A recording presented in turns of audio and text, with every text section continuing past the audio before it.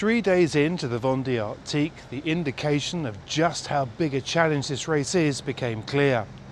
Not because of breakdowns or retirements, although there has been one, but because of the weather.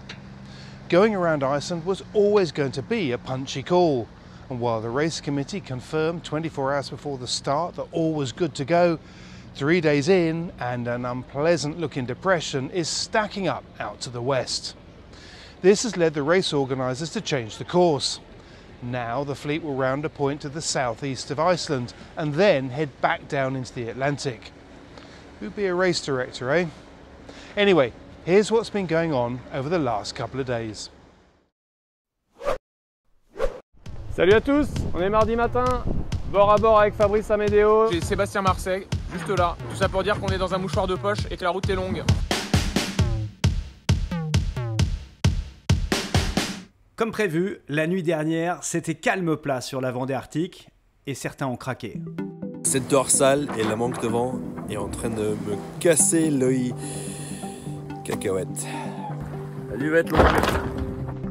Good moon. And my main job is just keeping the boat going. Hard to think it's the same boat as this morning. Certains marins ont profité de ce répit pour réparer quelques bobos. Je peux pas dire que j'ai été très brillant là dans la molle. Puis bon, j'ai passé un peu de temps à essayer de réparer le bas de la grand voile. On essaye de réparer le J2, c'est pas simple. Alors on a une jolie déchirure. C'est la deuxième fois que je monte dans le mât, mais j'aimerais bien aller prendre un petit café en bas. Le bar a l'air ouvert ce matin. D'autres ont pris le temps de savourer le décor. Donc bon bah j'attends, je suis patient, je vous fais un petit tour à 360 degrés, regarde. Elle est pas mal ça hein. Et ma foi pas désagréable, il fait juste un peu plus de vent. La porte de sortie, c'est là-bas. Le groupe des foilers parti à l'ouest est le premier à retrouver du vent en milieu de journée. Charlie Dalin s'échappe devant Jérémy Bayou et Thomas Ruyant. Dans le groupe de tête, Romain Tanasio est le grand perdant de ce premier passage à niveau. Empêtré dans les vents faibles, il est très nettement distancé. Chez les bateaux à dérive, très au nord, Benjamin Ferré a bien tiré son épingle du jeu et est le premier à redémarrer. Retour au musclé pour les prochaines heures avec des vents de 20 à 25 nœuds du sud-ouest. La fatigue du départ commence à se faire sentir. Les skippers n'ont que peu de répit pour se requinquer avant un nouveau passage de front en mer Celtique prévu pour ce mercredi matin.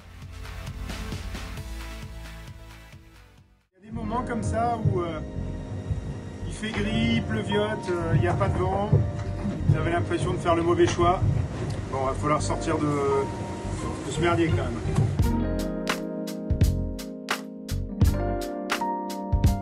Pour le groupe de l'Ouest, c'est la Bérésina. Il faut être patient. Et c'est la pétole à bord de Banque Populaire. Bon, c'était à moitié prévu, mais a priori ça a l'air un peu plus coriace que ce que je pensais. Il y a juste Apivia qui était devant, et plus tu es devant, plus tu te barres facilement, donc là il va creuser un bel écart.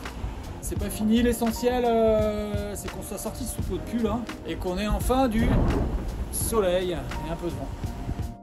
Seul Charlie Dalin a réussi à franchir sans trop de dommages la zone anticyclonique qui leur barrait la route ce mercredi matin. Apivia ici en jaune fait le break et laisse ses poursuivants à foil scotché dans la molle. À l'est, Benjamin Ferré, ici en blanc et rouge, continue de caracoler en tête. Les bateaux à dérive font la bonne opération de ce début de course. Benjamin Ferré et Guirec Soudé ont réussi à garder du vent frais au prix de gros efforts. Maintenant je fais de l'ouest.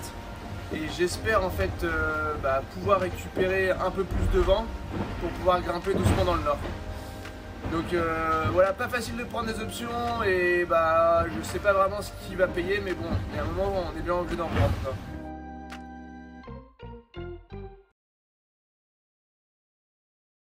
La direction de course ce matin a décidé de ne pas amener les marins autour de l'Islande, d'utiliser la porte de façon à ce que les marins contournent cette porte et rejoignent directement le waypoint atlantique. Et il est vrai que depuis hier, et particulièrement ce matin, les modèles météo ne cessent de s'aggraver avec une dépression qui est très active sur la partie, sur l'Islande globalement.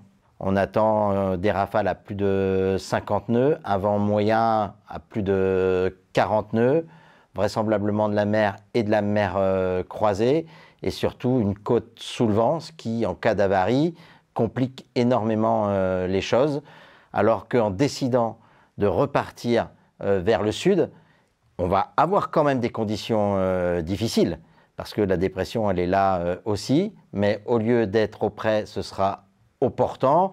Il y a davantage de place pour les marins de trouver une route plus garantie pour eux, plus sécuritaire pour eux. Il n'empêche qu'on frôlera des états de mer de 5 mètres avec des vents qui peuvent là aussi atteindre en vent moyen 35 nœuds et davantage en rafale. C'est pour ça qu'on a décidé, sans pour autant enlever la grandeur du parcours, en décalant notre point en Atlantique, conserver cette longueur de course et ensuite arriver vraisemblablement au Sables d'Olonne après au total 12 jours de course.